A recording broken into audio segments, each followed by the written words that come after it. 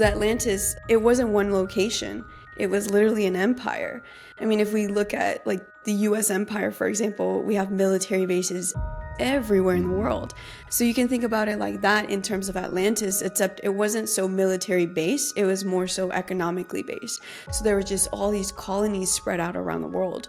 And so they wanted to keep control, and so they started to misuse sound alchemy to like kind of control and centralize power and control people that way via sound waves.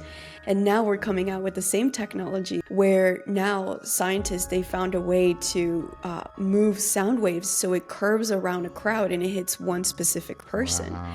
And so again, it's just karmic cycles repeating over and over. And like you said, I do hope that we do choose a different path forward.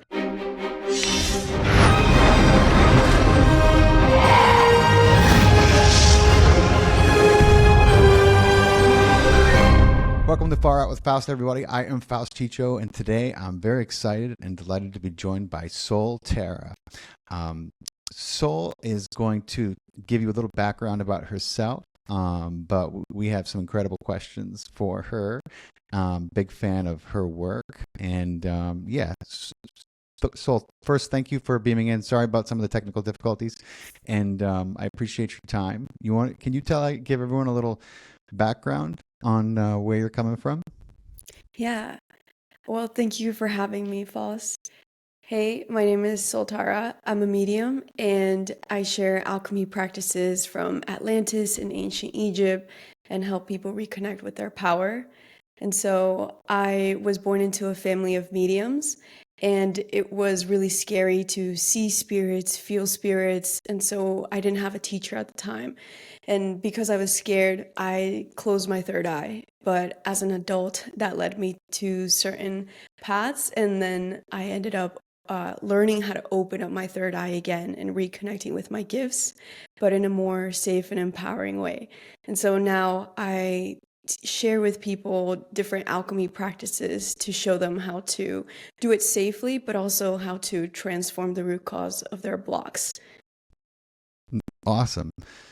It's amazing how you alchemized what happened to you, and are now helping others. I mean, it's just, it's one of my favorite things about this existence is whatever happens to us, there's always this opportunity to turn that into something that helps others, including ourselves, So that's so cool. I know you just mentioned one of the first things I wanted to ask you about was, it's not every day you hear it like, that someone is from a family that has these abilities, but you were born into a family of mediums, and like you said, you initially turned your back. So what was it? What was the catalyst that reopened the door for you? I don't think it really was a choice. It was more so like right place, right time scenario in my life. And so when I started to learn how to heal myself, it's kind of like the fear started to dissolve, and then I could call my gifts back, I could call my power back and my talents back. And so I think the catalyst was like that self-healing work, that inner work that I did. Isn't it amazing how that works? How when you begin to heal yourself, you actually begin to come into some of your true innate abilities, and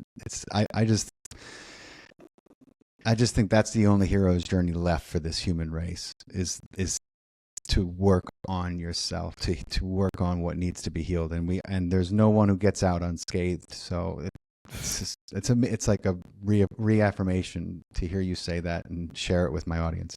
So I'm glad I asked. I do believe to a certain degree everyone has some of these abilities. Not everyone has them to the extent as other people do, and they can obviously be developed and honed. But I do believe that the more work you do on yourself, the more you're going to experience this greater, let's say, perception that you have as a human being. 100%. Yeah, it's a skill set that anyone can learn. Like no one knew how to walk. We had to learn how to walk. We like fell so many times, right? But it just requires practice. And I think one of the most difficult things that I've seen people struggle with as they open up their psychic abilities is unlearning. The unlearning piece is so hard because let's say, for example, like we're looking at our hands and we can touch our hands, we can see our hands, but the hand is not really there. It's just 99.99999% empty space, right? It's just a bunch of atoms vibrating together really fast. But the mind has learned to perceive this as something real. And so when you start to perceive things with your inner mind, this mind that's connected to this whole universal network beyond just this solar system, beyond just this galaxy, the mind is not used to perceiving certain things. And so that's when the ego gets involved and it's like trying to understand things. And so that's the biggest piece. I think people try kind of rush into learning psychic abilities, but the biggest thing is just focusing on what are the internal belief systems, what are the internal paradigms, because we've all been programmed to not trust ourselves, right? Like with our school systems, with the way society's designed, even with how families are designed, right? The parents are always right. The children are never right. And so just throughout this human experience, like you said, we go through it. No one is left unscathed because we are part of the programming. And so once you unlearn the programming, you start to see, you start to hear, you start to feel different things that you've never felt before. I mean, that would be like my biggest wish, is for people to start to really feel what unconditional love is like. Yes. We talk about love, like I love my pets, I love my partner, my friends, etc. But when you start to connect with that source of like pure unconditional love, it's very hard to put it into words. It's kind of like a feeling that you have to get. Yeah. And so it's not a cerebral experience like we're used to having here on Earth. It's more of like a embodiment experience. Like it's very hard to put into words, but like Yes. once you feel it, it's kind of like telling someone what it's like to fall in love. Like you can Yeah, or describe the like, butterflies in your or stomach have an and your orgasm. heart. How do you describe, how do you do justice to something so sensational? Like, Mm-hmm. and like, so that, and again, maybe this is slightly off topic, but I always see religion and the shortcoming in it is this notion that we have a conditional creator, that we project our parents onto our deity, our creator, as if that's the, and even though, yes, we technically do create our offspring, and right now at this point in our spiritual evolution, many times as we grow up, we learn that, well, that love is conditional, because if I don't do what I'm told, then mommy folds her arms and won't talk to me, or I get put, I get certain things taken away, so I have to, or it's kind of like that's the learning experience we have, and then we project that onto God and other people in our relationships. And meanwhile, as we evolve, my God, I think that, I mean, just imagine a world that understood that the creator's love is unconditional. Imagine what a different world it would be. It's like, everyone would be different. How can you not be different when you know that, I don't know. It's so, but it's amazing what you said. So you said a few of my favorite words and things to talk about. You mentioned Atlantis, and so there's this kind of pattern that shows up in every like mythos, like a golden age kind of followed by the collapse, and Atlantis really sits at the center of that memory, So in your understanding and insight, what was Atlantis really, and what may or may not have went wrong with that culture and society and civilization? So what was Atlantis really? It was a civilization, just like the civilizations we have here on Earth. And it was a very advanced civilization holistically. So many people think about Atlantis and they envision these floating islands. They envision very advanced spiritual technologies. However, they also had very advanced political systems, economic systems. And so it was a advanced society holistically. So what was one of the key factors of why it was so advanced across the board is because they lived in harmony with each other, with the land, and with the other star systems, because there's other civilizations out there, right? And so that's one of the things that people kind of forget, that we are, like, for example, you can think about Earth as like one nation, right? But then there's other star nations out there. And so they were living in harmony, in diplomatic harmony. So there was a lot of back and forth in terms of sharing technology, sharing wisdom, sharing resources.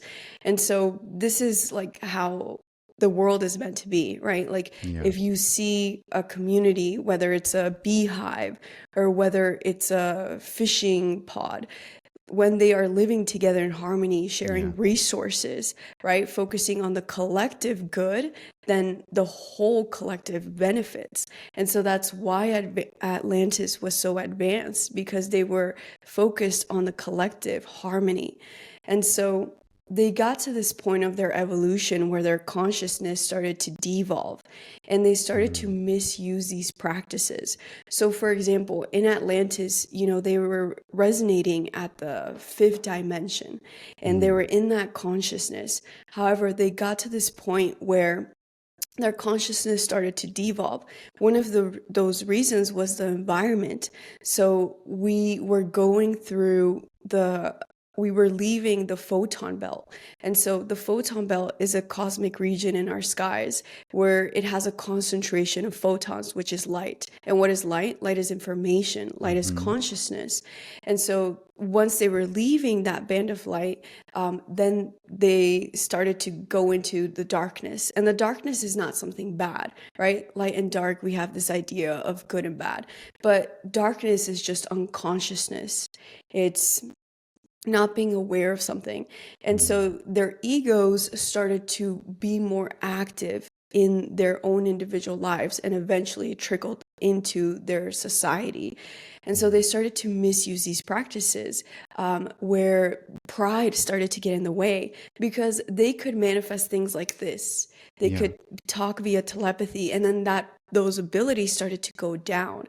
Because imagine, like, if humans now, if we were able to just communicate via telepathy, I mean, you couldn't lie to anyone because they could read your competition thoughts. would be it would be kind of null and void. If I know what you're going to do, then what's the point of us having a contest? You know what I mean? Let's just share. So like there's that too. Wow. 100%.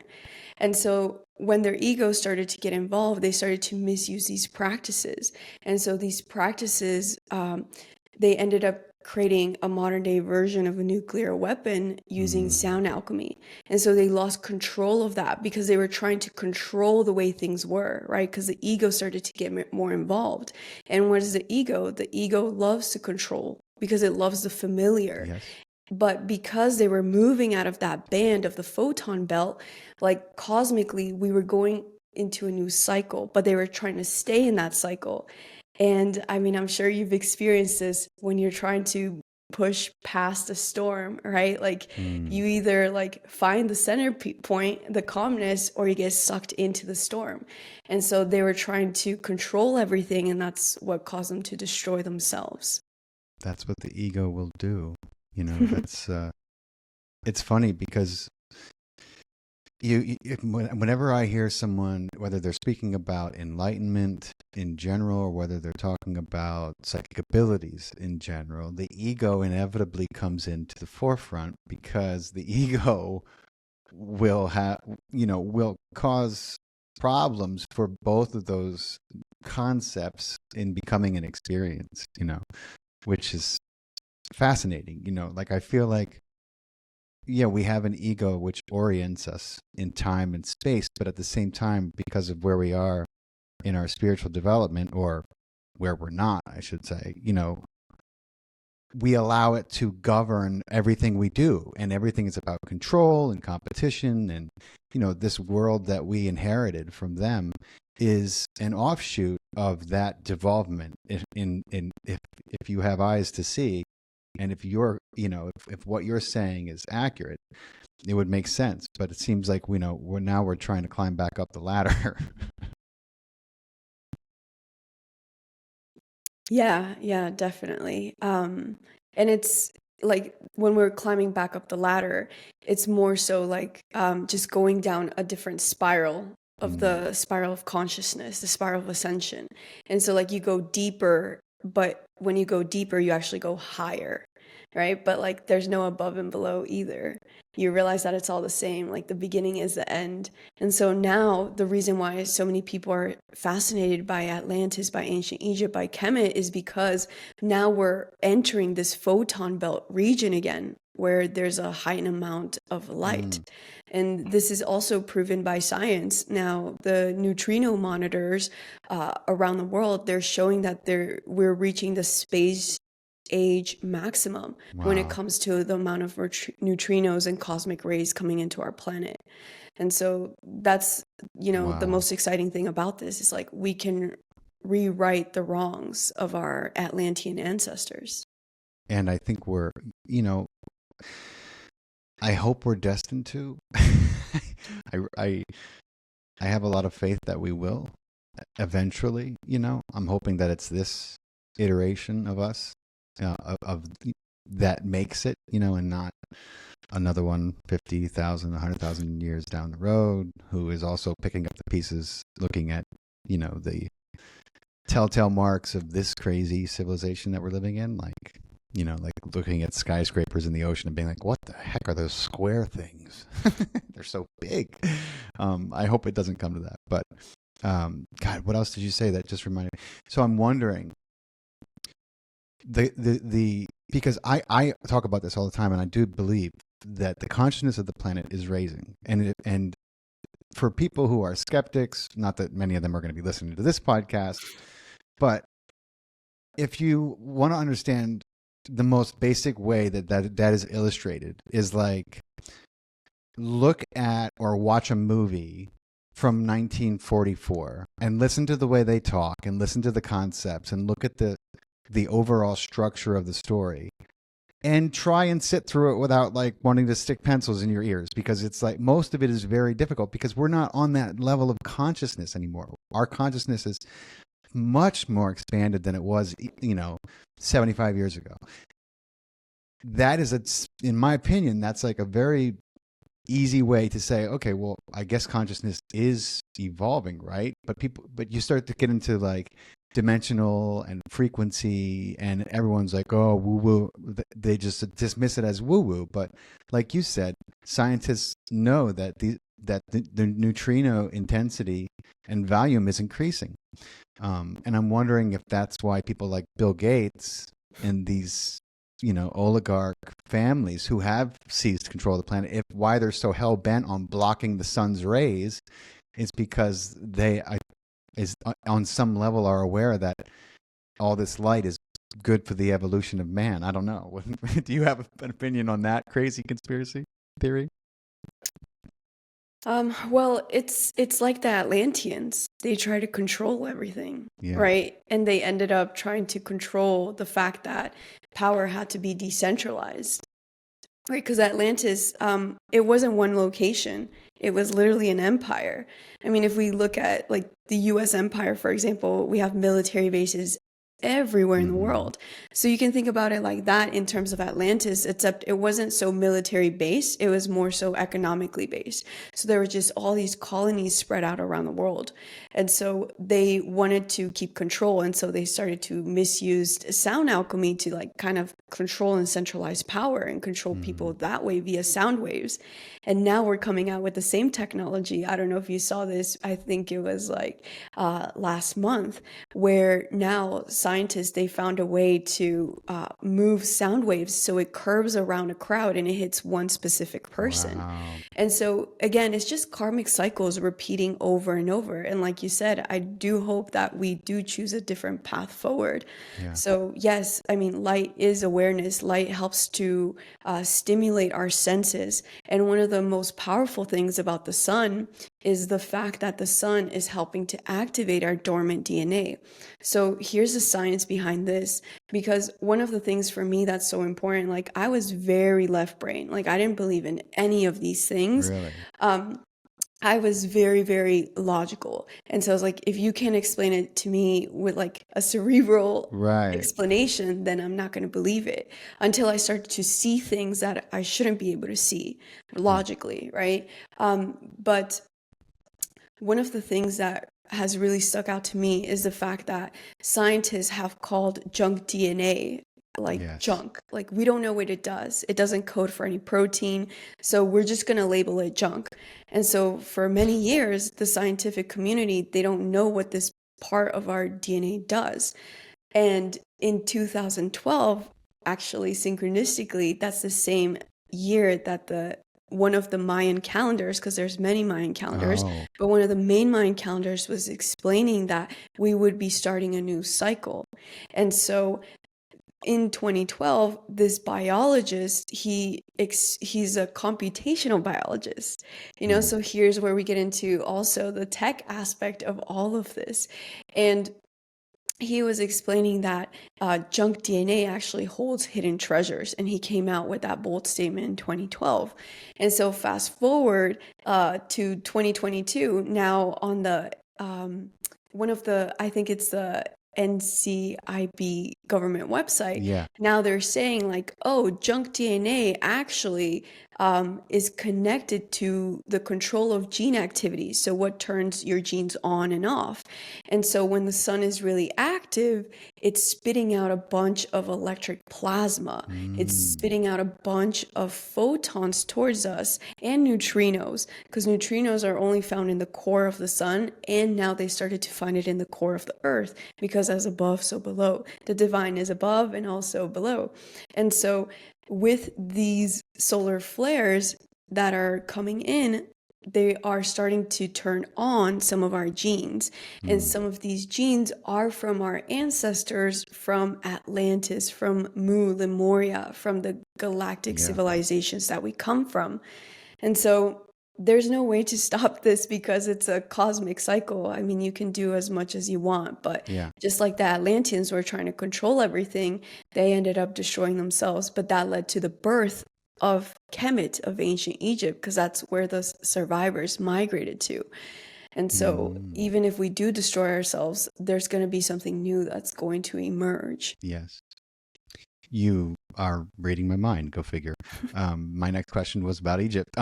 So, a lot of people see much of ancient Egypt for its mythology, as opposed to this incredible civilization with probably the most extensive recorded history that we have that survives on the planet. I think Egypt is definitely king when it comes to, okay, who has the most detailed records, written down, at least at this point in time. It's got to be Egypt.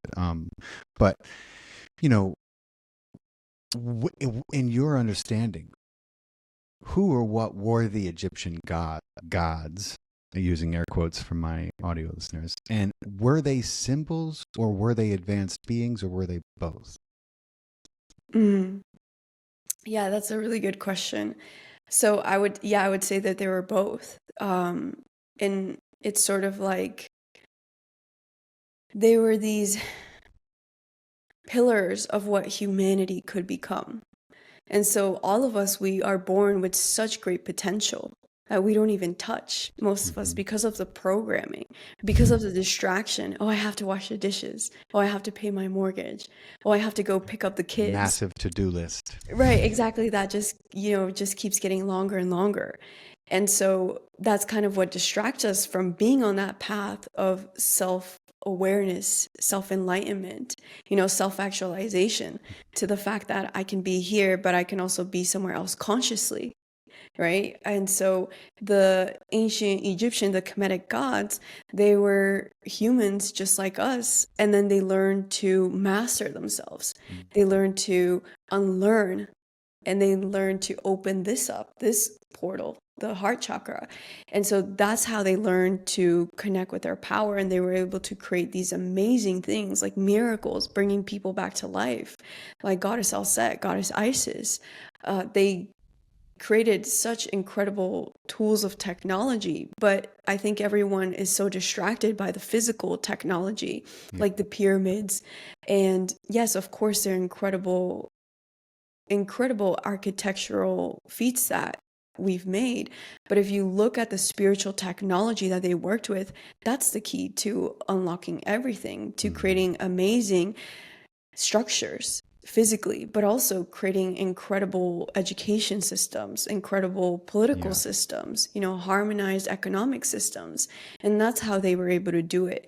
And I think that's why we're so fascinated with them, because we know that that's our potential. And, you're just drawn to that light because they embody that light. And what is light? Light is information, light is wisdom. Yeah. I always think of a barcode, like if people are like, wait, how is light information? I'm like, what's a barcode? It's information. You know what I mean? Like, there's an obvious and, easy example for you, for the physically oriented. I mean, most people are physically oriented. Let's be real. In this society that we live in, it's the way we're taught. We're taught this reductionist, materialist mode of thinking, and it's a shame, because then it takes us so long to discover what the hell we truly are and what we're doing here. But back to what you said. So this is fascinating to me because you in my mind, you have a pre-Diluvian civilization, also in Egypt, which may or may not have been an extension of Atlantis, really, and then you have post-Diluvian. And it seems to me like everything post-Diluvian, post that flood, which can be physically traced and is now basically agreed upon, was legit and real and fast, incredibly fast. It happened really quick, to the point where they can't really understand how the world flooded, what caused it to flood the way it did, like around 12,000, 13,000 years ago, right?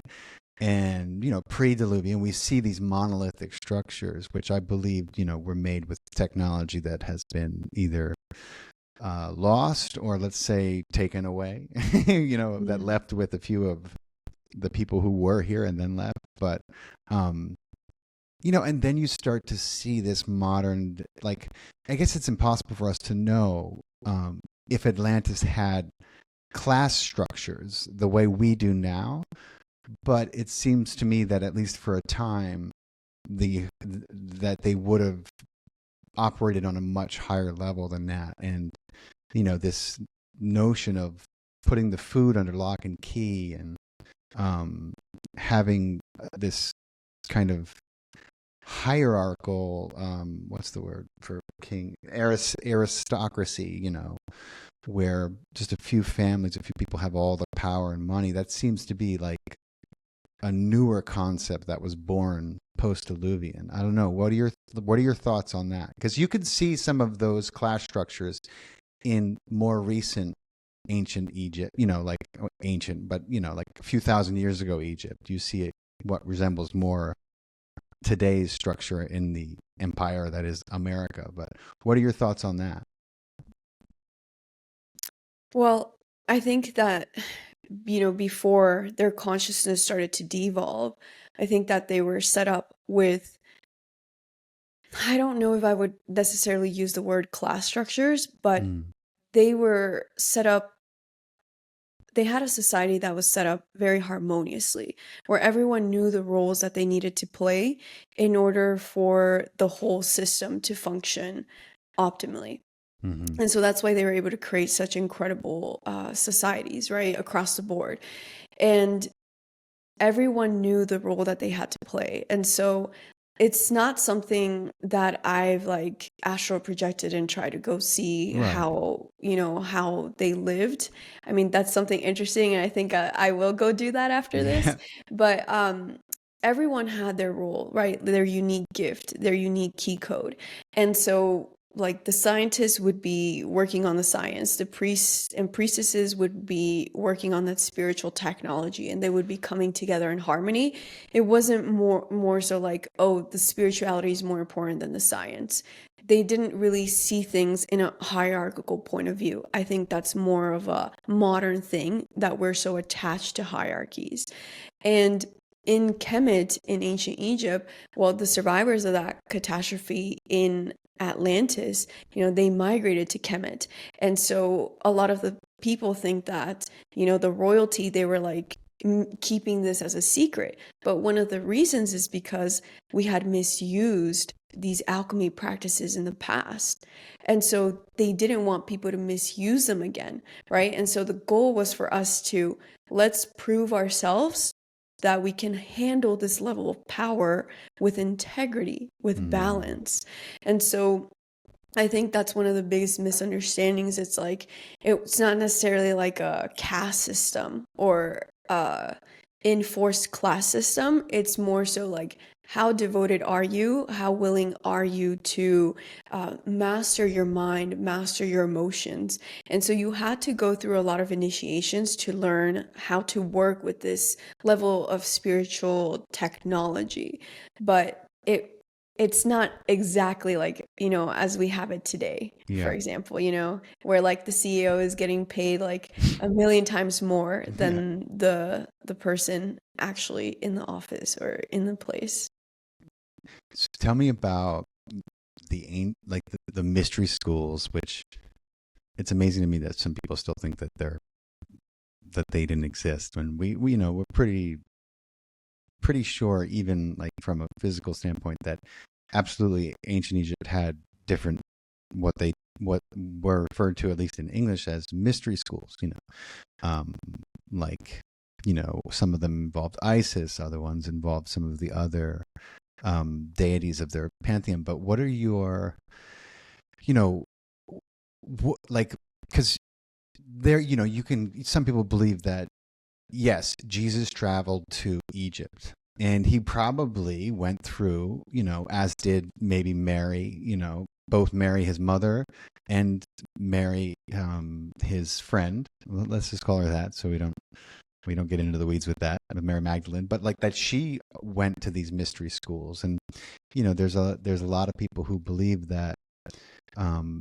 That's one of the ways Jesus came into his identity and remembrance of who and what he was and what he was doing here, was through his travels and through the mystery schools. And I'm wondering what your thoughts about that are, and why do you think that even back then this knowledge was kind of being guarded in some way?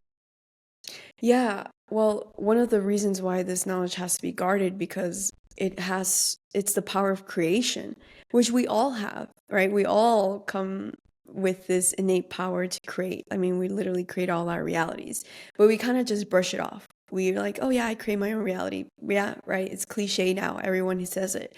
But to truly understand that, to truly embody it, and to truly learn how to work with the universal laws and principles, so you can do that more consciously. So with great power comes great responsibility. And so it does require a lot of learning, but mostly unlearning, right? Like that's the piece. Like we have to unlearn all the distortions of the material world. And so that's one of the reasons why Yeshua had to go to the Tibetan mountains. That's one of the reasons why he had to travel all over the world, so that he could understand the different pieces, the different angles, the fractals of how all of this giant like universal mind works. So you become the universal mind, right? It's about becoming it.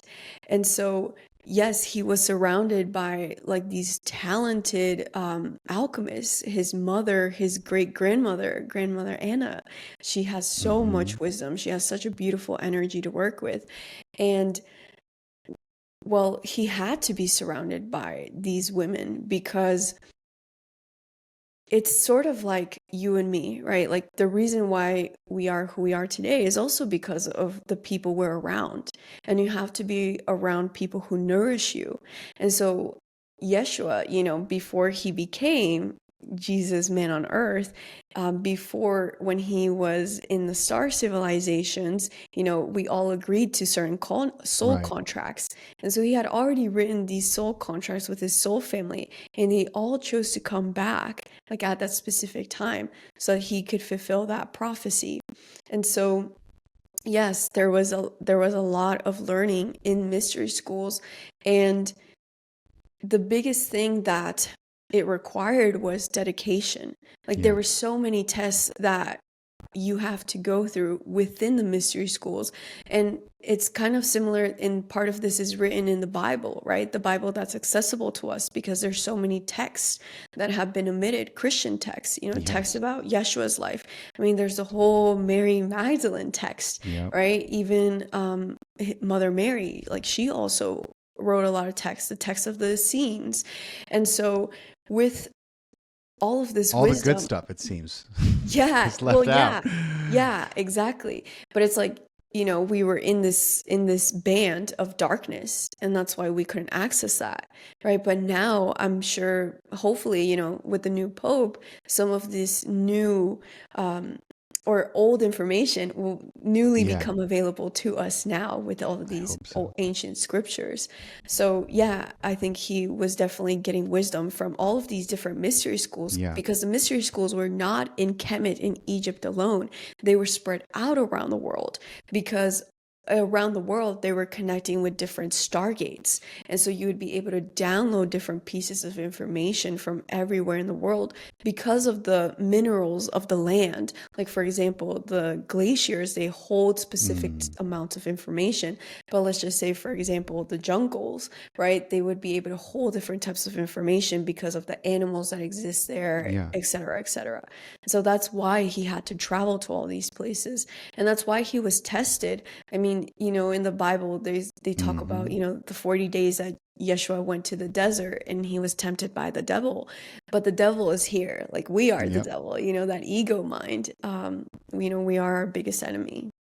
Yeah, absolutely. I'm always amazed by how the myth of the devil has just permeated basically every culture, every religion, and this notion that God has a rival.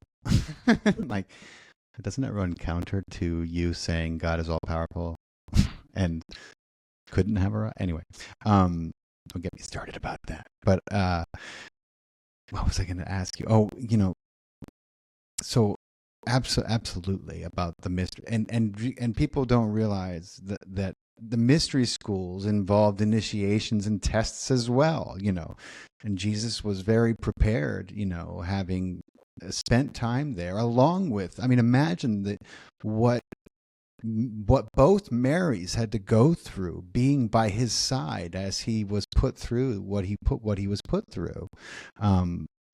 That is not something that anyone could say would be anything other than like the most harrowing and traumatic experience for a human being to kind of be witness to see their son and I believe that Jesus and Mary,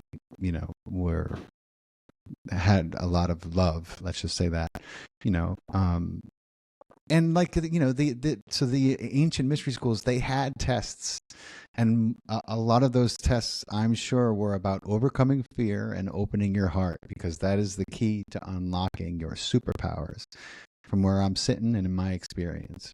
I just wanted to follow up with what you said with that. But speaking of Egyptian, and we're talking about alchemy, like, is Egyptian alchemy, is it its own cultural thing? I mean, how can people like, what's the difference between Egyptian alchemy and, like, let's say, you know, Atlantean or Lemurian? Is there a difference? Mm-hmm. Yeah, there is. So in Lemuria, they were more focused on heart alchemy. In Atlantis, they were more focused on mental alchemy. And so Kemet, ancient Egypt, they birthed the Golden Age because they merged the mental and emotional alchemy. And so that's why they were able to birth this Golden Age and create that incredible civilization. Wow, that's amazing. So like, I get into this with people. You know, in the ancient world, of course, astrology was a cosmic operating system. You know, and when the West, aka the Rockefellers, chose the sciences that were going to be taught, they they chose the science of astronomy over astrology. And so the question is, you know, did we evolve or did we exile ourselves from the code that actually, you know, governs the fabric of reality and our experiences on this planet? I think on a mental level, yes. Like, we're all slaves to the clock. Hmm. We're always looking, what time is it? What time is it? I don't have enough time. Yep. So I think it's definitely mental, but it's impossible to not be influenced by the true cosmic influence of time. Or well, time is very relative, right, across the dimensions, but rather it's impossible not to be influenced by the cycle of the stars, because we are a part of this giant organism. And so, I mean, you could ignore the gallbladder pain as long as you want, Mm-hmm. right? But eventually you're going to have to pay attention to it, right? And so that's why now everyone is so called to work with astrology. Like astrology now, I think even I saw CNN and all these like big news corporations like talking about astrology Yeah. and talking about the rare planetary alignments that happened earlier this year. So it's only like, again, until so long that we can stop ignoring these things. But now, like all the wheels of time, all the cycles are aligning right now. And so now it's a deep knowingness, like within our souls we remember all of these things. Yeah. And because we're in this height of this solar cycle, we're remembering this at such an accelerated pace. So yeah, I think it's something that's just too organic, too Yeah. big to ignore. I used to be an actor. Well, for 20 years I was an actor and a filmmaker, and you know, I did a lot of work on stage and also on screen. But I used to have a great acting teacher who said, "You can ignore reality all you want, but you cannot ignore the consequences of reality, my friend." And I was like, "God damn, he's right." You know, we do that so much. You know, we ignore, but then, you know, it's not going to really go away. You know, like, and the longer you ignore, the more it's going to build up, and then when it comes, it's going to be like a volcano when all of a sudden, then you're like, "Oh my God, look what happened to me!" But like, did it happen to you, or did you let it happen? Is the question. Well, that's what's happening to the world right now. The mm, collective unconscious is rising because we've ignored it for too long. And now yeah, things just have to get extreme so we finally pay attention. yeah. We need a collective slap in the face to wake up to our sovereignty. For lack of a better way to put it, we've completely given that away, and we need to remember it. We need to remember it because the people who have convinced us and conditioned us out of it, are more than happy to continue on, in the power that they're in. And it's just so tiring, like people are realizing that something is amiss, and that's part of, I think, this wonderful conspiracy by the stars and our planet to raise our consciousness, even as we continue on in our lives. And, people are asking more questions, and more important questions about what it is we're doing here, how we got here. We're always pointing at the UFOs and being like, I wonder where they came from. And I'm like, mofo, you don't know where you came. We don't know where we came from. No one has answered this question yet. And you're worried about them. You know what I mean? Like, why don't we try and figure out how the hell we got here? I don't know. It's just it's a crazy world. So speaking as a clairvoyant, I had a wonderful clairvoyant on my show about 2 weeks ago. Her name is she goes by the nurse medium. Andrea Ramos, her name is. I don't know if you've ever heard of her. But we had a fascinating conversation, and I think a lot of people deal with this on some level, but because not every guiding voice in our head is an ally, to our minds, to our hearts, to our soul's intention, and then when you start to, and I feel like a lot of times, people experience this, particularly people who have been through a lot of trauma, start to get plugged into more of this, but no way to handle it, like, how do you know when it's your guide speaking or you're tapping into your ESP, and how can you tell if it's something darker that is, happening? Yeah, definitely. Well, that's why discernment is so important. And like what you said, it's know thyself. Like that's one of the foundational principles of an alchemist. Like you have to know who you are. You have to know what your home frequency feels like. And so if you feel like a bunch of anxiety coming out of nowhere, or you feel a bunch of fear coming out of nowhere, or anger, then that's an interference, because your home frequency. So I think that's like the basis of it, like knowing your home frequency. And then when you feel something like completely out of left field coming in, that's when you can pick up that, oh, this is a distortion. And one of the biggest things too is like, not all distortions are bad. Sometimes we're just picking up on, there was a volcanic eruption, and now I'm feeling the anxiety from those people who are all the way across the world that I am not biologically connected to, but you're connected to the human collective consciousness, right? It's like this one giant web. Because of quantum entanglement, what happens to them also happens to us. But if you're more sensitive, then you're able to pick up on those subtle vibrations. And so knowing like what your home frequency is the most important. And whenever a thought isn't loving, like that's immediately a distortion, because you are pure love. Like you literally come from that. And all the scriptures, it doesn't matter what religion you look at, they all specifically say explicitly, like you come from that direct source. And what a source, it's unconditional love. And so if something's coming in and it's like a thought that is not loving, then that's clearly a big indicator.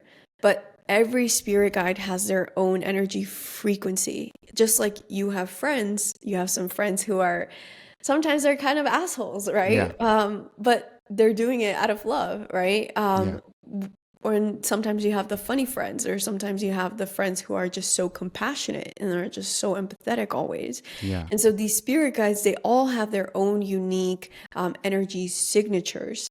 And so you have to build a relationship with them to understand how do they communicate, how do they truly feel like, because then that's when you're able to pick up on those distortions.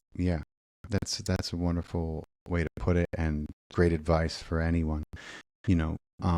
There absolutely is a way, and many people are in the practice and can tell you, the very familiar frequency of their spirit guides, and some people take years and they get familiar with certain, what is often called archangel energy, or entities. I don't know if they're necessarily individualized entities as much as they are this cosmic force that can manifest as an individuation of that energy for a person. But I do believe that you can really dedicate yourself, you can get familiar with a lot of these energies and your guides, and then when something like when a thought comes in, because we're always sending and receiving, and sometimes we're like, wow, why do I feel like that? Well, like you said, you're picking up on something, you're just not exactly sure where it is and what to correlate it with. But I'm just encouraging everyone to realize that there's a great many ways to get familiar with these wonderful guides that we are all blessed with, and that if you can quiet your mind and do some searching, you can also get in touch with them and then begin a true relationship, with them, and have a communion with them. So it's just worth stating for everyone listening. So this question, I know we've been talking a little bit about religion, which I think religion for the most part is a poison pill for the masses. It's this sugar-coated spirit, quasi spiritual, mostly not governing set of fear-based rules that have a lot less to do with God and a lot more to do with government and the ruling of the masses. That's my personal opinion. Obviously I have a bias and a bad taste in my mouth regarding religion in general, but I'm a former Catholic, so I'm entitled to that. I'm a former Catholic too. Are you? That's amazing. So many of us have that in common. My question for you, and with your insight, were there ancient gods, or were they ETs? Were they extra dimensionals? We have all this, both even in the religious scripture of today and also in a lot of the mythology that we read that comes from Egypt. Like we hear about, these deities. My question for you is, what do you think they were really? And how are they? What do you think their involvement in what is playing out today is? So I think they were just like us. Like, we're pretending to be human right now, right? Like, we're putting on this little meat suit, but underneath, like, you're made of the same 5 elements that make up the stars, because everything is just keeps on recycling. And so we're here on this tiny little incarnation as humans that's like 90 years if you are lucky, right? And then when you transform from the material back to your original self, then you go back and you experience yourself as a light body, as an energy being. And so I think they were just like us. They were pretending to be human for this tiny little reincarnation, and they went back to their star civilizations. And so the difference is that they were able to hold that level of light in the material. That's the difference. That's why they could remember all of that wisdom. But that's what's happening to all of us now. That's why the junk DNA is activating now.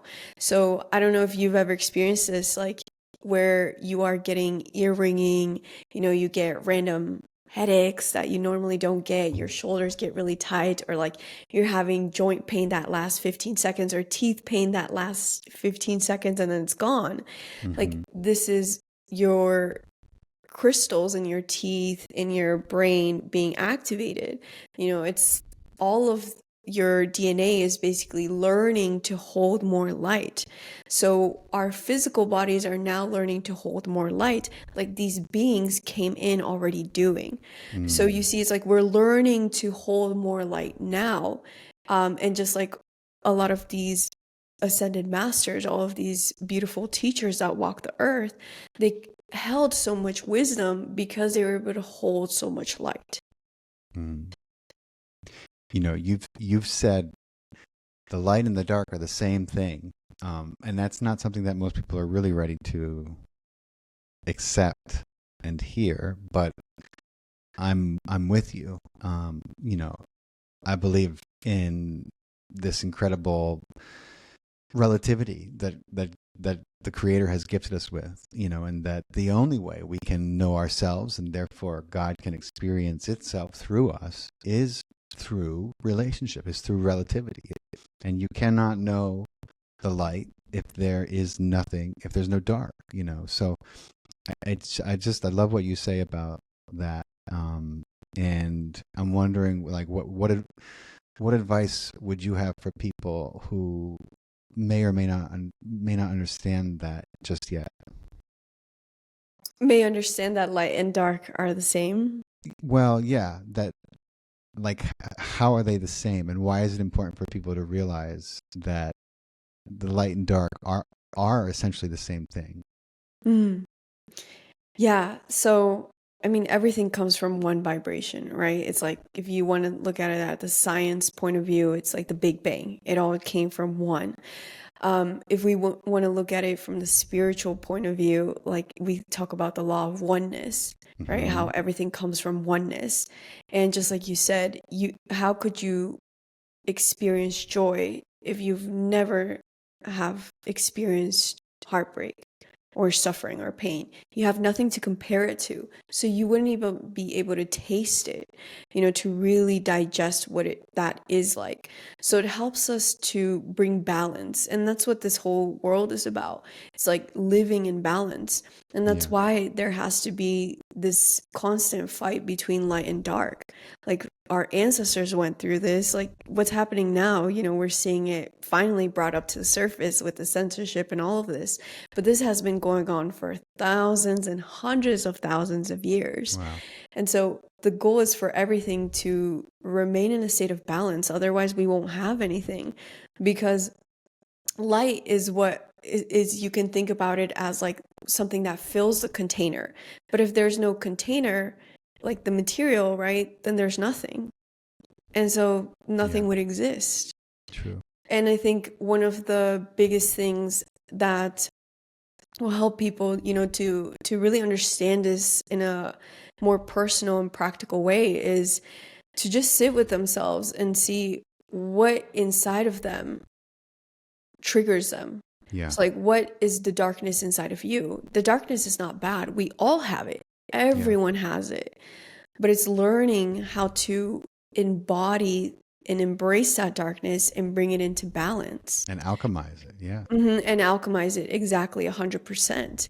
Because then this is how you call your power back. Because if you're not embracing your darkness, like, you're just like leaving that power in the subconscious mind. Yeah. And then your life is just living on autopilot, and you're saying, why are these terrible things happening to me? Like, it's not fair. I'm getting betrayed. I'm having health issues. I'm having financial issues.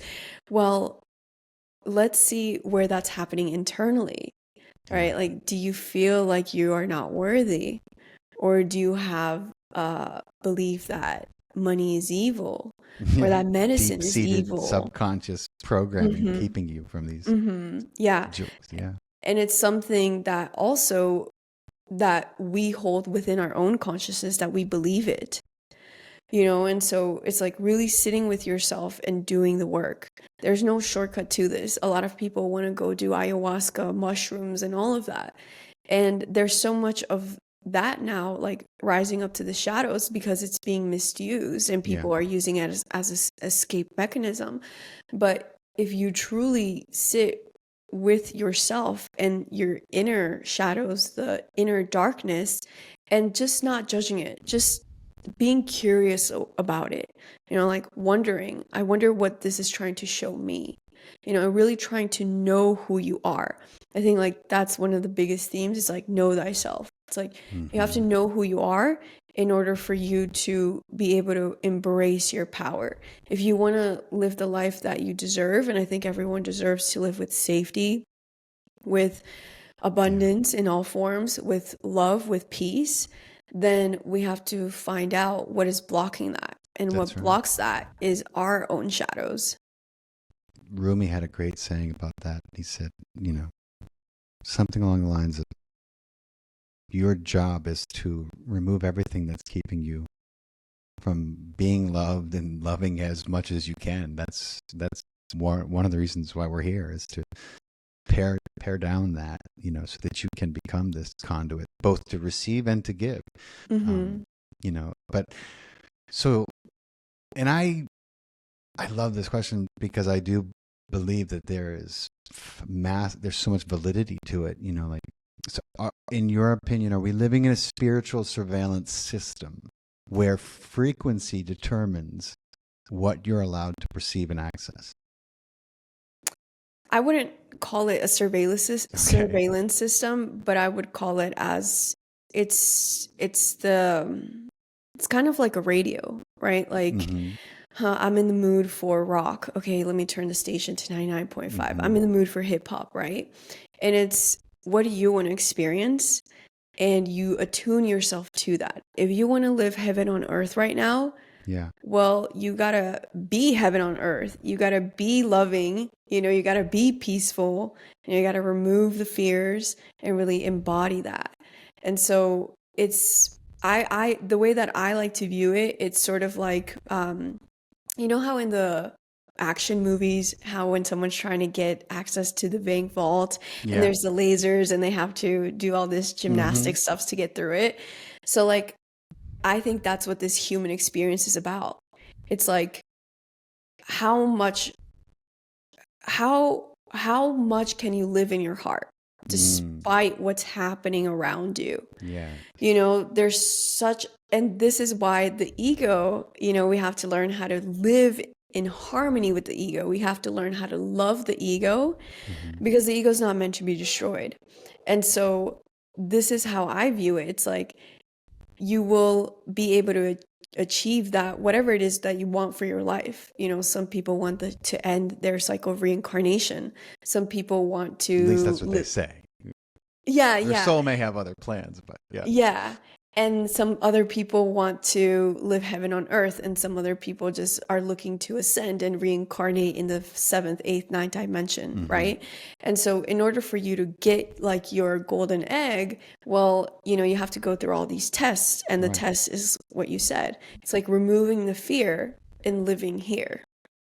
I love that.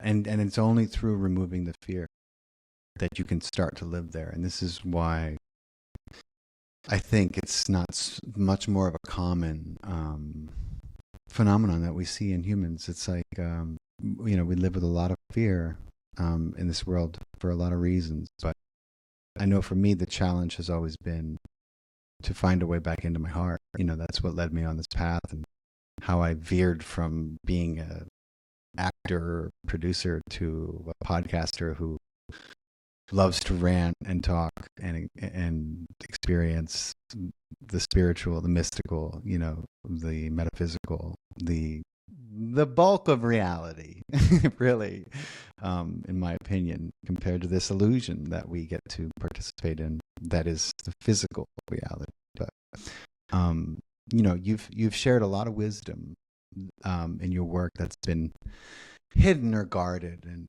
or even suppressed, you could say. A lot of esoteric understandings that I know, would change the landscape of this planet for the better if it was more accepted and widely taught. But I'm wondering, if you could give people one key to unlocking, a deeper knowing in themselves, what would it be?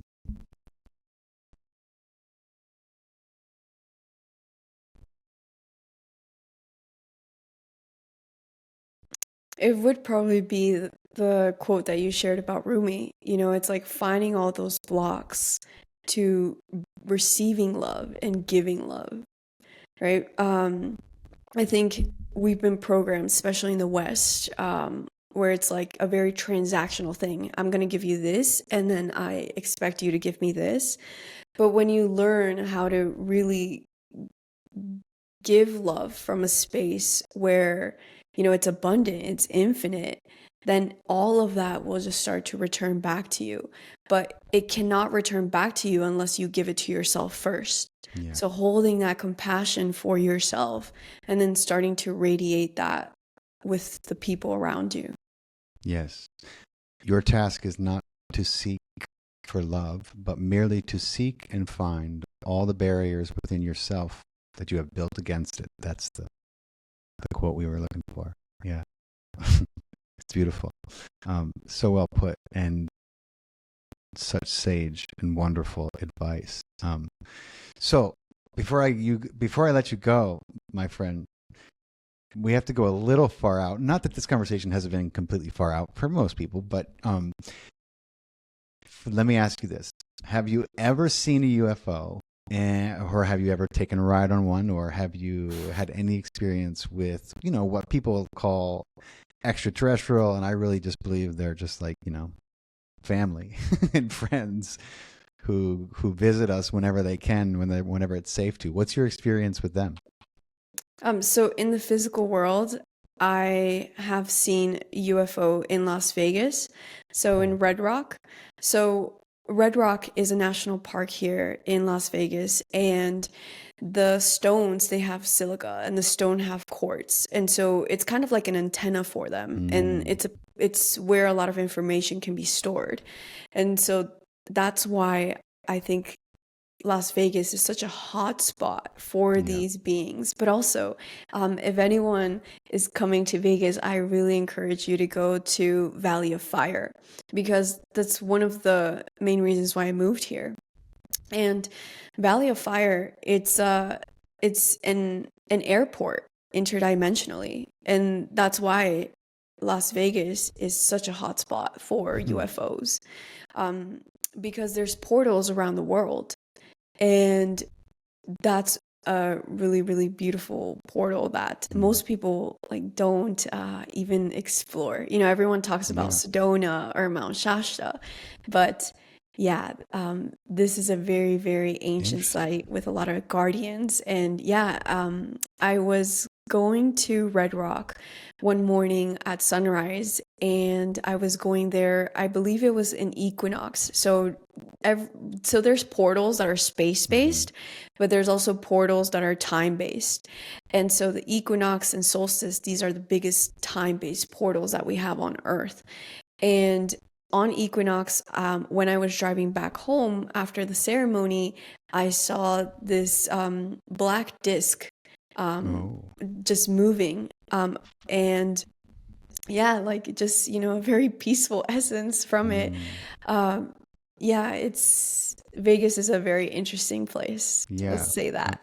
Definitely it is. There's an array of energies in Nevada, but particularly around Vegas, and you understand why they built a lot of the bases they did there, because it's such a hub and hotspot for these energies and these, like you said, it's kind of like an airport intergalactically.